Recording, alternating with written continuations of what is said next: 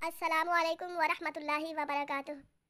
आज की अच्छी बात, मेरा यकीन है कि मेरा रब कभी भी हमारी दुआएं रद्द नहीं करता।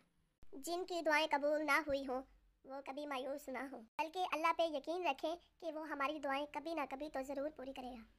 इसके पूरे होने का इंतज़ार करते रहें मगर मायूस ना हो। वो रब इतना रहीम है कि हमारी हर दुआ संभाल कर रखता है। या तो फिर इसका सिला हमें आखिरत में देता है या फिर दुआ में मांगी हुई चीज़ से भी ज़्यादा बेहतर अता फरमाता है।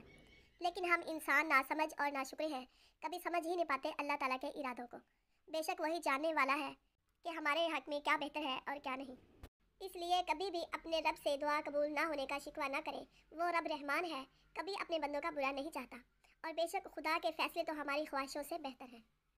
अगर वीडियो अच्छी लगे तो इसे लाइक और शेयर करें और कमेंट बॉक्स में अपनी राय का इजहार ज़रूर फरमाएं।